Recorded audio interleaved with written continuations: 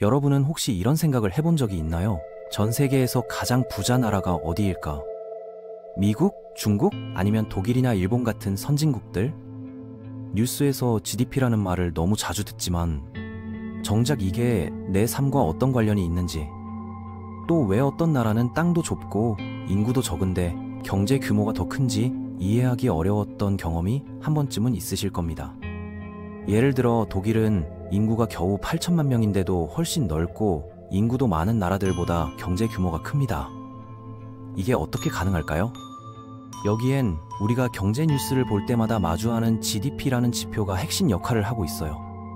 오늘 영상에서는 이 GDP의 개념을 아주 쉽게 설명해드리고 당신의 삶과 어떻게 연결이 되는지 파헤쳐 보겠습니다. GDP는 뉴스에서 정말 자주 들어보셨을 거예요. 하지만 정작 이게 뭘 의미하는지 제대로 아시는 분은 많지 않으실 겁니다. 국내 총 생산이라고 부르기도 하는데 영어로는 그로스 도메스틱 프로덕트의 줄임말이죠. 여기서 그로스는 총합이라는 뜻이고 도메스틱은 국내에서 일어나는 것, 프로덕트는 생산물을 의미합니다. 쉽게 말해서 한 나라 안에서 특정 기간 동안 만들어낸 모든 상품과 서비스의 총 가치를 돈으로 환산한 것이라고 보시면 됩니다. 예를 들어볼까요? 여러분의 나라가 거대한 케이크 가게라고 상상해 보세요. 1년 동안 이 가게에서 만든 모든 케이크, 쿠키, 빵의 매출을 다 합친 게 GDP가 되는 겁니다. 그런데 여기서 중요한 건 케이크를 만들 때 쓰인 밀가루나 설탕 같은 재료비는 따로 계산하지 않는다는 점이에요. 왜냐하면 이미 완성된 케이크 가격에 포함되어 있으니까요. 이렇게 중복으로 계산하는 걸 피하기 위해 최종 완성품만 GDP에 포함시키는 거죠. 이걸 경제학에서는 부가가치만 계산한다고 표현해요. 그런데 만약 어떤 나라가 밀가루만 만들고 케이크는 못 만든다면 어떨까요? 그럼 그 밀가루가 그 나라에서는 최종 생산물이 되니까 GDP에 포함됩니다. 다만 밀가루보다 케이크가 훨씬 비싸니까 완성품을 만드는 나라들보다는 GDP가 낮을 수밖에 없겠죠.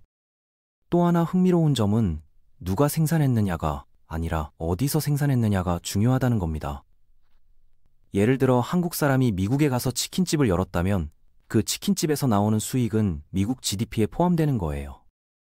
한국 GDP가 아니라 말이죠. 왜냐하면 생산 활동이 미국 땅에서 이루어졌기 때문입니다. 이게 바로 도메스틱, 즉 국내라는 개념의 핵심이에요. 국적이 아니라 위치가 중요한 거죠. 반대로 미국 사람이 한국에서 사업을 한다면 그 수익은 한국 GDP에 포함됩니다. 이런 원칙 때문에 해외 진출이 활발한 기업들이 많은 나라에서는 자국민들이 해외에서 벌어들이는 소득도 따로 측정해서 국민총생산 GNP라는 지표도 함께 발표해요. 그럼 이런 GDP를 어떻게 계산할까요? 사실 방법이 세 가지나 있습니다. 가장 직관적인 방법은 생산량으로 계산하는 거예요. 말 그대로 한 나라에서 만들어낸 모든 최종 상품과 서비스의 가치를 다 더하는 방식이죠. 두 번째는 지출로 계산하는 방법인데 이건 경제학에서 정말 유명한 공식이 있어요. GDP, P, C, I, G 플러스 XM라는 공식인데 각각의 의미를 자세히 알아볼게요. 지출법으로 계산할 때는 소비, 투자, 정부 지출, 순수출 이렇게 네 가지를 더합니다. 소비 C는 여러분 같은 일반 소비자들이 쓰는 돈이에요. 마트에서 장 보는 돈, 영화표 사는 돈, 옷 사는 돈, 식당에서 밥 먹는 돈 이런 것들 말이죠. 투자 I는 기업들이 자신들의 사업을 키우기 위해 쓰는 돈입니다. 새로운 기계를 사거나 공장을 짓거나 연구개발에 돈을 쓰는 게 여기에 해당되죠. 여기서 중요한 건 개인이 주식이나 부동산을 사는 건 투자가 아니라는 점이에요. 정부 지출 G은 정부가 나라를 운영하면서 쓰는 모든 돈이에요. 도로 건설비, 공무원 월급, 군사비, 교육 예산, 의료비 지원 등등 정말 많은 것들이 포함됩니다. 다만 연금이나 실업급여 같은 이전 지출은 제외예요. 마지막으로 순수출 XM은 수출에서 수입을 뺀 값이에요. 우리가 외국에 팔아서 번 돈에서 외국에서 사온 것들에 쓴 돈을 뺀 거예요. 만약 우리가 외국에 더 많이 팔았다면 플러스가 되고 외국에서 더 많이 사왔다면 마이너스가 되는 거죠. 세 번째 방법은 소득으로 계산하는 거예요. 이건 생산활동을 통해 벌어들인 모든 수입을 합치는 방식입니다. 직장인들이 받는 월급, 사업자들이 버는 이익, 임대료 수입, 이자 소득, 정부가 거두는 세금 등등 모든 종류의 소득을 다 더하는 거죠. 여기서 정부가 주는 보조금이나 연금 같은 이전 소득은 빼야 해요. 왜냐하면 이건 새로 생산된 가치가 아니라 이미 있던 돈을 재분배한 것이니까요. 마치 왼쪽 주머니에서 오른쪽 주머니로 돈을 옮기는 것과 같은 원리예요. 신기한 건 이 세 가지 방법으로 계산해도 결국 같은 답이 나온다는 거예요. 간단한 예로 설명해 볼게요. 어떤 동네에 빵집이 하나 있는데 하루에 빵을 12개 만들어서 개당 4,000원에 판다고 해봅시다. 생산량으로 계산하면 12개 곱하기 4,000원에서 48,000원이 되겠죠. 지출로 계산해보면 손님들이 빵을 사면서 총 48,000원을 썼으니까 역시 48,000원이 나와요. 소득으로 계산해도 빵집 사장이 빵을 팔아서 번 수입이 48,000원이니까 똑같은 결과가 나오는 거예요.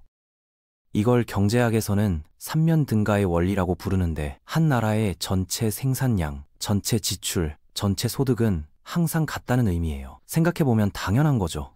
누군가가 생산한 만큼 누군가는 소비하고 그만큼 소득이 발생하는 거니까요. 그런데 여기서 문제가 하나 생겨요. 인플레이션이라는 게 있잖아요. 물가가 계속 오르는 현상 말이에요. 만약 빵집에서 여전히 빵을 12개만 만드는데 빵값이 4,000원에서 5,000원으로 올랐다고 해봅시다. 그럼 GDP는 48,000원에서 60,000원으로 늘어나겠죠. 그런데 실제로는 빵을 더 많이 만든 것도 아닌데 GDP가 늘어난 게 맞나요? 이런 혼란을 해결하기 위해서 GDP를 두 가지로 나누어서 봅니다. 명목 GDP는 그 해의 실제 가격으로 계산한 것이에요. 물가가 올랐으면 자동으로 GDP도 높게 나오는 거죠. 반면에 실질 GDP는 특정 연도의 가격을 기준으로 고정해서 계산해요. 예를 들어 2020년 가격을 기준으로 한다면 2021이든 2022년이든 계속 2020년 가격으로 계산하는 거예요.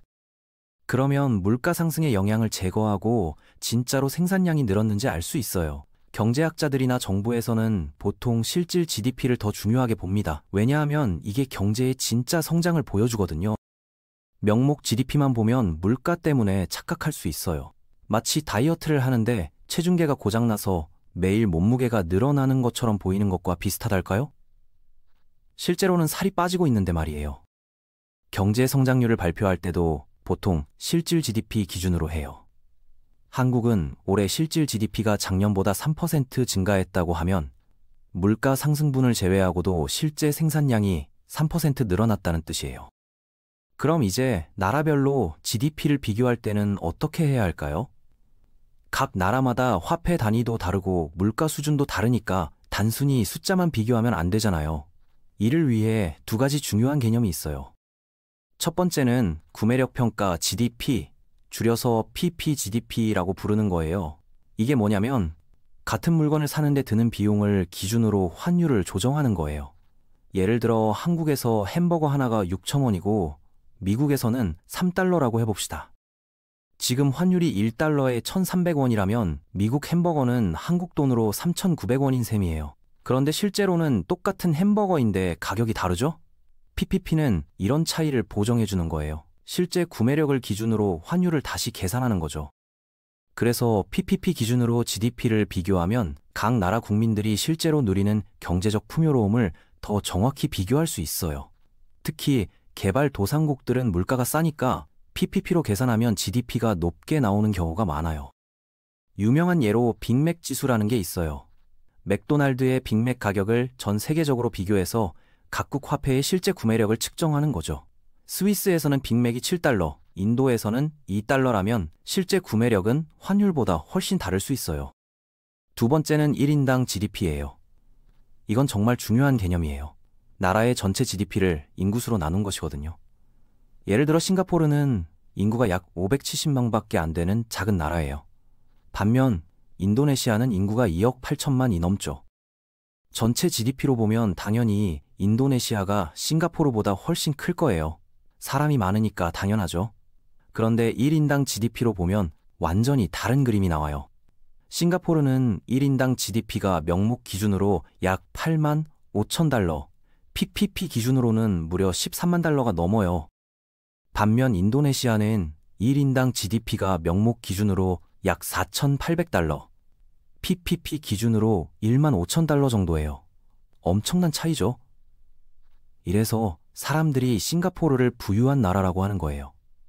작지만 알찬 나라인 거죠. 룩셈부르크도 비슷한 경우예요. 인구가 65만 명밖에 안 되는 유럽의 작은 나라인데 1인 GDP는 세계에서 가장 높은 수준이에요. 금융업이 발달해서 작은 국토에서도 엄청난 부가가치를 만들어내는 거죠. 다만 여기서 주의할 점이 있어요. 1인당 GDP가 곧 개인 소득을 의미하는 건 아니에요. 이건 평균값이거든요. 만약 어떤 나라에 억만장자가 한 명 있고 나머지는 모두 가난하다면 1인당 GDP는 높게 나올 수 있지만 대부분의 국민들은 가난하게 살 수 있어요. 마치 평균 키가 180cm라고 해서 모든 사람이 180cm는 아닌 것과 같은 원리죠. 그래서 1인당 GDP와 함께 소득 분배 지표도 같이 봐야 그 나라의 진짜 모습을 알 수 있어요. 지니계수라는 게 있는데 이건 소득 불평등을 측정하는 지표예요. 0에 가까우면 평등하고 1에 가까우면 불평등한 거죠. 1인당 GDP가 높아도 지니계수가 높으면 소수만 잘 사는 나라일 수 있어요. GDP는 정말 유용한 지표이지만 한계도 분명히 있어요. 가장 큰 문제는 돈으로 거래되지 않는 활동들은 포함되지 않는다는 점이에요. 예를 들어 엄마가 집에서 아이를 돌보는 건 GDP에 포함되지 않아요. 하지만 똑같은 일을 베이비시터를 고용해서 하면 GDP에 포함되죠. 좀 이상하지 않나요? 같은 활동인데 돈이 오가느냐 안 오가느냐에 따라 GDP에 포함되기도 하고 안 되기도 하는 거예요. 자원봉사 활동도 마찬가지예요. 사람들이 무료로 봉사하는 건 아무리 가치 있는 일이라도 GDP에 반영되지 않아요. 심지어 불법 활동들, 예를 들어 마약 거래 같은 것도 실제로는 경제 활동이지만 공식 GDP에는 포함되지 않고요. 일부 국가들은 이런 지하 경제 규모가 상당히 클 수 있어서 실제 경제 규모와 공식 GDP 사이에 차이가 날 수 있어요. 이탈리아 같은 경우 지하 경제를 포함하면 GDP가 20% 정도 더 클 것으로 추정되기도 해요. 또 다른 문제는 GDP 왜곡 현상이에요. 특히 아일랜드 같은 나라에서 볼 수 있는 현상인데 거대한 다국적 기업들이 세금을 적게 내기 위해서 아일랜드에 본사를 등록해 놓는 거예요. 그러면 이 회사들의 수익이 아일랜드 GDP로 계산되죠. 하지만 실제로는 그 돈이 아일랜드 경제에 별로 도움이 안 되고 바로 다른 나라로 빠져나가 버려요. 마치 물이 그냥 지나가기만 하는 것처럼요. 이런 현상 때문에 아일랜드의 GDP는 실제보다 부풀려져 보이는 거예요.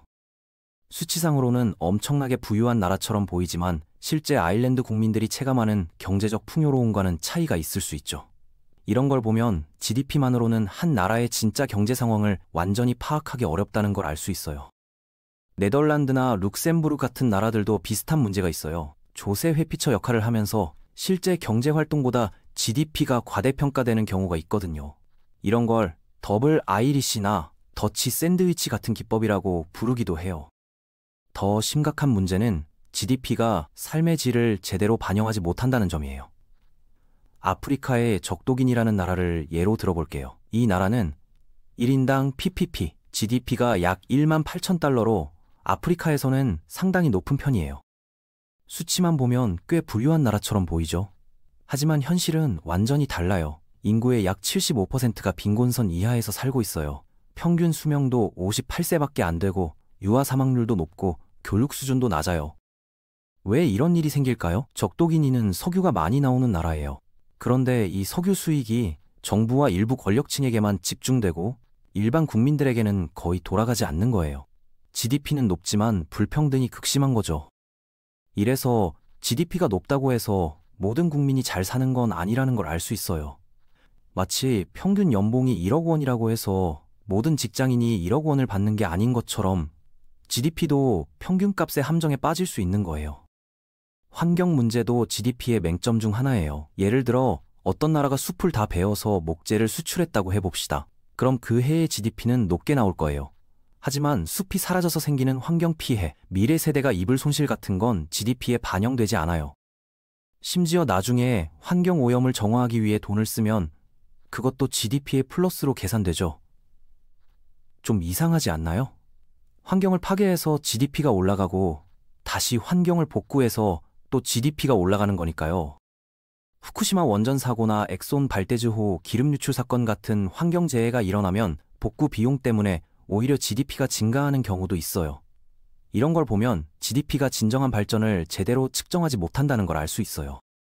이런 한계들 때문에 경제학자들은 GDP 이외의 다른 지표들도 함께 보려고 노력해요. 행복지수, 인간개발지수, 환경지속 가능성지수, 성별평등지수 같은 것들 말이에요. 하지만 그래도 GDP는 여전히 가장 널리 쓰이는 경제지표예요. 계산하기 상대적으로 쉽고 국가 간 비교도 가능하며 오랫동안 축적된 데이터가 있기 때문이죠. 그리고 경제의 기본적인 규모와 성장 추세를 파악하는 데는 여전히 가장 유용한 지표이기도 하고요. 그럼 GDP를 제대로 늘리려면 어떻게 해야 할까요? 특히 가난한 나라들이 부자 나라가 되려면 말이에요. 역사를 보면 성공한 패턴이 있어요. 가장 효과적인 방법은 외국인 직접 투자를 유치하는 거예요. 외국 기업들이 돈과 기술을 가지고 들어와서 공장을 짓고 현지인들을 고용하는 거죠. 이렇게 되면 여러 가지 좋은 일이 생겨요. 일단 일자리가 늘어나죠. 그러면 실업률이 떨어지고 사람들이 돈을 벌기 시작해요. 돈을 번 사람들은 소비를 하겠죠? 그러면 내수 경제도 살아나는 거예요. 또 외국 기업들이 가져오는 첨단 기술을 현지인들이 배울 수 있어요. 마치 고수에게서 무공을 전수받는 것처럼요. 이를 경제학에서는 기술 스피오버 효과라고 불러요. 그 다음 단계는 교육에 투자하는 거예요. 사람들의 실력이 좋아지면 더 복잡하고 부가가치가 높은 일을 할 수 있거든요. 단순히 조립만 하던 공장에서 설계도 하고 연구개발도 하는 단계로 발전할 수 있는 거죠. 이렇게 되면 같은 시간을 일해도 더 많은 돈을 벌 수 있어요. 시급 10,000원짜리 단순 작업에서 시급 50,000원짜리 고급 기술 업무로 올라서는 거죠. 이런 과정을 경제학에서는 산업 고도화라고 표현해요. 하지만 여기서 중요한 건 외국인 투자에만 계속 의존하면 안 된다는 거예요. 언제까지나 남의 기술에만 의존할 수는 없잖아요. 그래서 성공한 나라들은 다음 단계로 넘어가요. 외국 기업들로부터 배운 기술을 바탕으로 자국 기업들을 키우는 거죠. 그래서 나중에는 자국 기업들이 외국 기업들을 대체하거나 심지어 해외로 진출할 수 있게 되는 거예요. 한국의 삼성이나 현대, 일본의 토요타나 소니가 바로 이런 과정을 거쳐서 세계적인 기업이 된 대표적인 예시예요. 실제 사례를 보면 정말 놀라워요. 일본은 19세기 말만 해도 아시아의 가난한 농업국이었어요. 하지만 메이지 유신을 통해서 서구의 기술을 적극적으로 받아들이고 교육에 투자하면서 20세기에는 세계 2위의 경제대국이 됐죠. 한국도 마찬가지예요. 1960년대만 해도 1인당 GDP가 80달러로 아프리카의 가나보다도 가난했던 나라가 외국인 투자 유치와 교육 투자를 통해 지금은 선진국이 됐어요. 이런 극적인 변화를 한강의 기적이라고 부르기도 해요. 중국도 비슷한 길을 걸었어요. 1980년대부터 개혁 개방을 시작해서 외국 기업들을 적극적으로 유치했죠. 처음에는 단순 조립 공장만 했지만 점점 기술을 배워서 지금은 자체 기술로 세계와 경쟁하고 있어요. 심지어 일부 분야에서는 세계 최고 수준에 도달했고요. 화웨이의 5G 기술이나 알리바바의 전자상거래 플랫폼, BYD의 전기차 기술 같은 것들이 대표적인 예시예요. 40년 만에 세계의 공장에서 기술 강국으로 변신한 거죠. 싱가포르는 또 다른 성공 사례예요. 1960년대에 말레이시아에서 독립했을 때는 자연자원도 없고 시장도 작은 도시국가였어요. 하지만 지리적 위치를 활용해서 무역 허브로 발전하고 외국인 투자를 적극 유치했죠. 특히 교육에 엄청나게 투자해서 지금은 1인당 GDP가 미국보다도 높은 부유한 나라가 됐어요. 세계 최고 수준의 공항과 항만을 갖추고 금융 허브 역할도 하면서 작은 국토에서 최대한의 효율을 뽑아내고 있어요. 최근에는 베트남이 이런 전략을 성공적으로 실행하고 있는 대표적인 나라예요. 1990년대까지만 해도 가난한 공산주의 국가였지만 도이머이라는 개혁 정책을 통해 시장 경제를 도입하고 외국인 투자를 유치하기 시작했어요. 지금은 아시아에서 가장 빠르게 성장하는 경제 중 하나가 됐죠. 삼성, 애플, 나이키 같은 세계적인 기업들이 베트남의 공남에 공장을 짓고 있고 베트남 기업들도 점점 실력을 키워가고 있어요. 이런 성공 사례들을 보면 몇 가지 공통점이 있어요. 첫째, 정치적 안정이 중요해요. 외국 기업들이 투자하려면 그 나라가 안전하고 예측 가능해야 하거든요. 내전이 일어나거나 정권이 자주 바뀌면 투자하기 어려워져요. 둘째, 교육에 대한 투자를 아끼지 않았어요. 사람이 결국 가장 중요한 자원이니까요. 기초교육부터 고등교육, 직업교육까지 체계적으로 발전시켜야 해요. 특히 이공계 교육에 많이 투자한 나라들이 성공하는 경우가 많아요. 셋째, 부패를 척결하고 투명한 행정을 만들려고 노력했어요. 부패가 심하면 경제가 제대로 성장하기 어려워요. 허가 하나 받으려고 뇌물을 줘야 하고 공정한 경쟁이 이루어지지 않으면 기업들이 투자를 꺼리게 되거든요. 넷째, 인프라 구축에 투자했어요. 도로, 항만, 공항, 통신망, 전력망 같은 기본적인 인프라가 잘 갖춰져야 경제활동이 원활해지거든요. 물건을 만들어도 제대로 운송할 수 없다면 경쟁력을 잃게 되니까요. 다섯째, 점진적이지만 꾸준한 개혁을 추진했어요. 하루아침에 모든 걸 바꾸려고 하면 오히려 혼란만 생기니까 단계적으로 차근차근 개혁해 나간 거죠. 급진적인 변화보다는 안정적인 발전을 택한 경우가 성공률이 높았어요. 물론 이런 발전 과정이 항상 순탄한 건 아니에요. 환경 오염, 소득 불평등, 노동자 권익 문제 같은 부작용들도 생기거든요. 중국이나 인도 같은 나라에서 심각한 대기 오염이 발생하는 것도 급속한 경제 성장의 부작용이라고 볼 수 있어요. 그래서 요즘에는 단순히 GDP만 늘리는 게 아니라 지속 가능하고 포용적인 성장을 추구하려고 해요. 경제는 성장하되 환경도 보호하고 소득 불평등도 줄이고 모든 계층이 혜택을 누릴 수 있도록 하는 거죠. 이걸 ESG, Environment, Social, Governance 경영이라고도 하는데 환경을 생각하고 사회적 책임을 다하며 투명하게 운영하는 기업들이 더 높은 평가를 받고 있어요. GDP만 높으면 되는 시대는 지나간 거죠. 결국 GDP는 완벽한 지표는 아니지만 여전히 중요한 의미를 가지고 있어요. 한 나라의 경제 규모와 발전 수준을 가늠하는 가장 기본적인 척도니까요. 하지만 GDP만 보고 그 나라의 모든 걸 판단하면 안 돼요. 다른 여러 지표들도 함께 봐야 진짜 모습을 알 수 있는 거죠. 마치 건강검진을 받을 때 키와 몸무게만 재는 게 아니라 혈압, 혈당, 콜레스테롤 등 여러 지표를 종합해서 판단하는 것처럼요. 앞으로도 GDP는 계속 중요한 경제 지표로 쓰일 거예요. 하지만 동시에 행복, 환경, 불평등 같은 다른 요소들도 더욱 중요하게 여겨질 거라고 생각해요. 진정한 발전이란 숫자로만 측정되는 게 아니라 사람들의 실제 삶이 나아지는 것이니까요. 이런 깊이 있는 경제 이야기가 더 궁금하시다면 구독과 좋아요 눌러주시고 다음 영상에서 계속 이어가겠습니다. 시청해주셔서 감사합니다.